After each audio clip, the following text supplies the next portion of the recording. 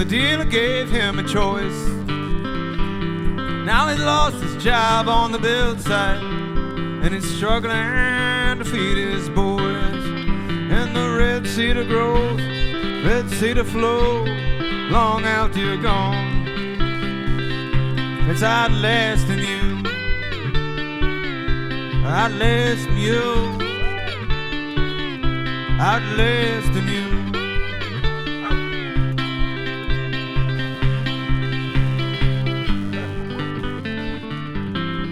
Well, his wife was his high school girl, and they never left this town. Lord, it bumps and busts in it, heaves and rusts, but they can't bear to go. Now they couldn't go if they wanted to. There ain't no work anywhere anymore. And the red cedar grows, red cedar flows, long after you're gone. It's outlasting you, outlasting you, outlasting you.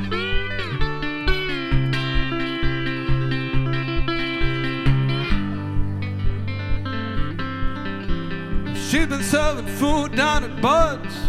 You can't stand to see it down there. Well, the desperate man sit and drink, stare a little too long at her legs. He sits home with the kids at night, hiding the worry on his face. And the red cedar grows, red cedar flows, long after you're gone. It's outlasting you, outlasting you, outlasting you.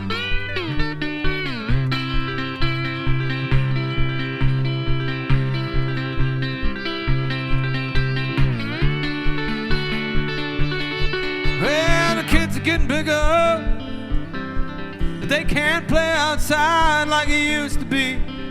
You know exactly what's lurking out there. You can see it on the news every night. And the village that it takes to raise our kids is afraid to come outside. And the red cedar grows, red cedar flows, long after you're gone. It's outlasting you,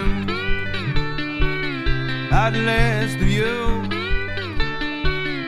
outlasting you.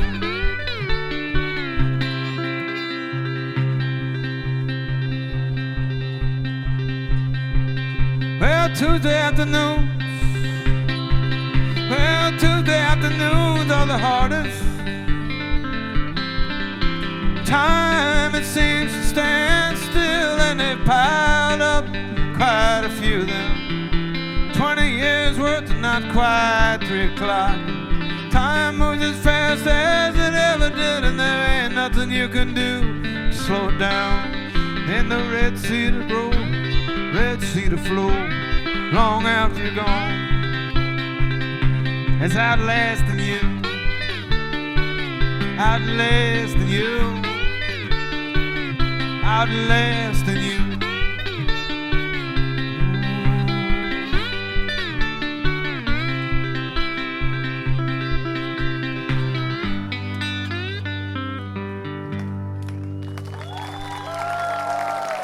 Thank you so much, everybody. Let's go over the Red Cedar. I appreciate you guys. It's been a nice day here today. I'm glad I got to come early and hang around.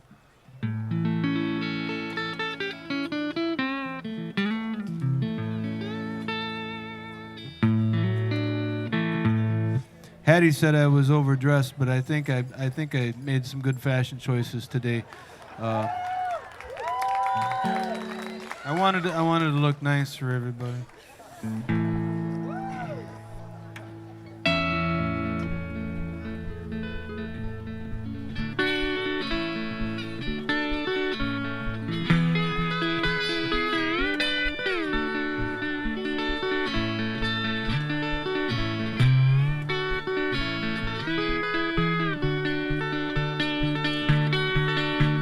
How do you know that I don't have a soul? How can you look me in the eye and tell me no when a soul is a soul is a soul is a soul.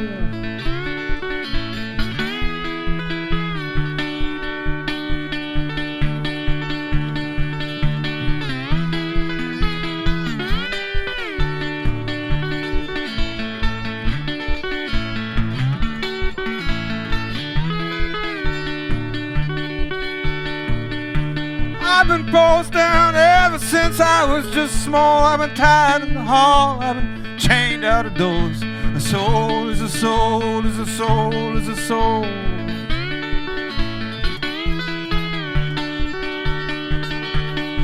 Well, you take the bed, lift it up off the floor. Now how do you know that I'm not as good as you are? When a soul is a soul is a soul is a soul.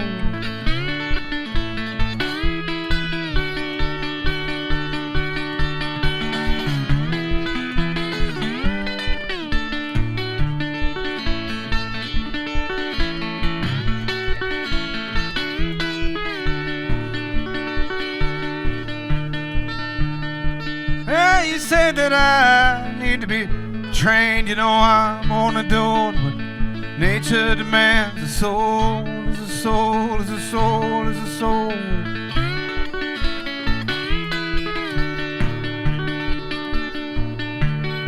You have habits that define your kind, but deny me mine most all of the time. A soul is a soul is a soul is a soul.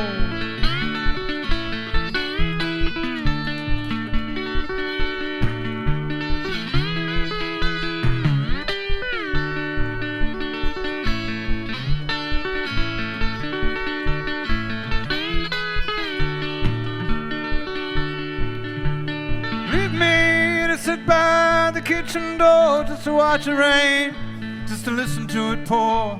A soul is a soul is a soul is a soul.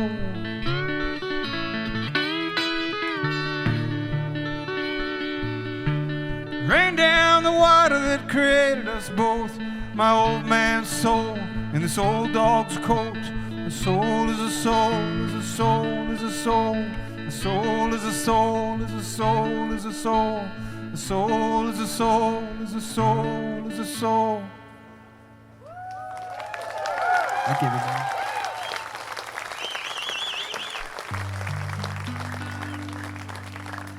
Thank you all. Let's see.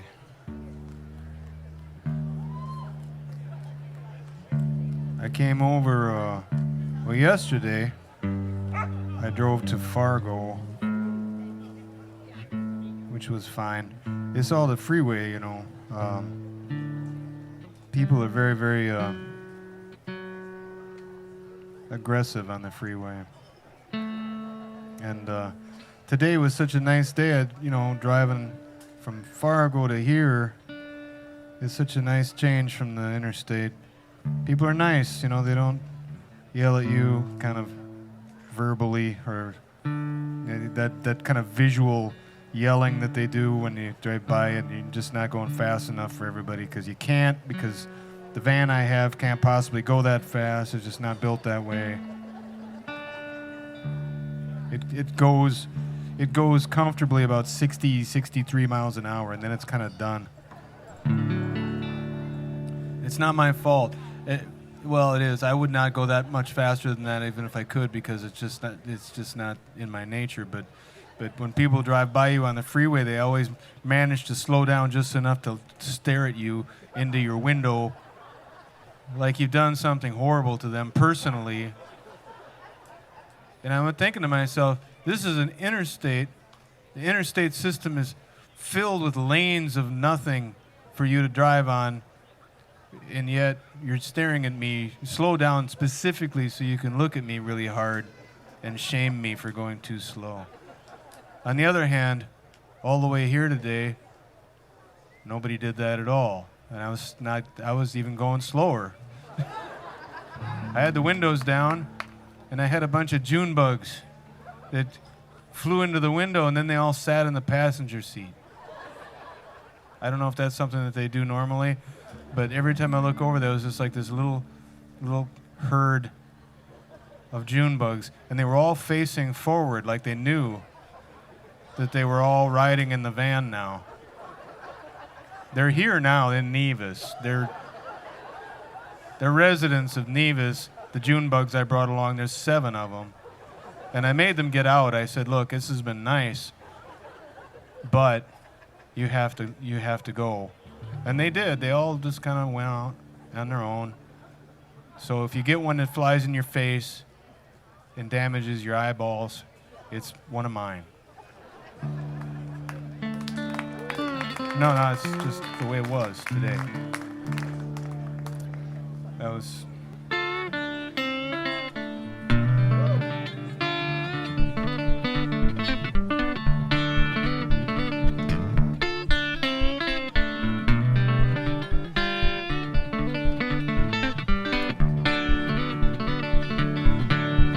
Well, me and my buddy Ed, we were walking down by the dock one day, just looking at all of them good-looking boats out there. Oh, I wish I had a boat, says Ed.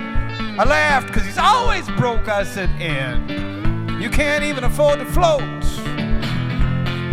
You can't afford to float, Ed. Drifting away.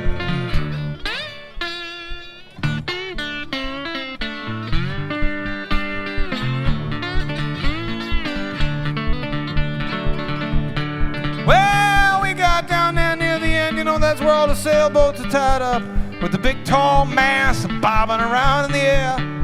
Ed says, I could sail one of those. You don't even need a key, I said, Ed. It ain't that easy. I don't believe that it's that easy, Ed. You're drifting away.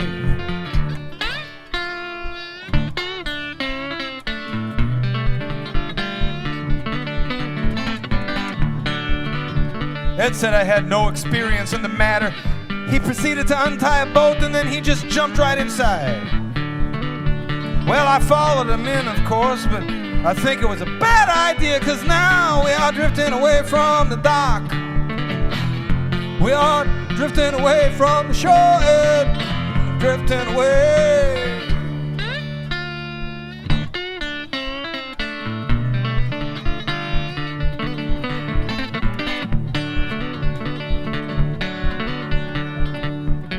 Ed, he pulls on the tiller, he cranks around a bunch of levers and tells me to row. I said, Ed, there ain't any paddles. Someone back on the dock is yelling at us, and he sounds pretty mad, and I begin to regret taking a walk with Ed. Wish I'd stayed at home, Ed. Drifting away.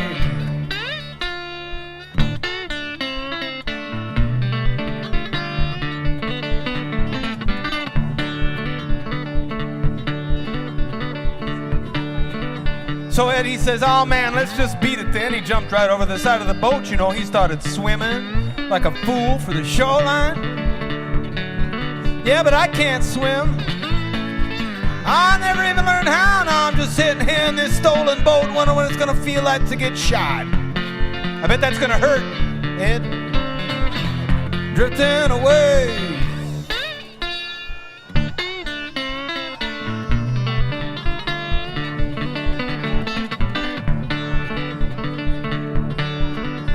And suddenly I'm surrounded by angry people yelling at me through bullhorns. You know what? I didn't even know that the police had a boat.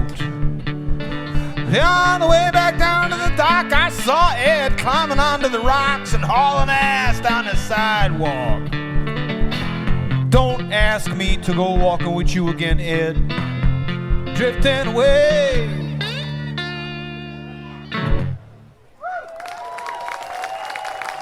That's a true story. I get it.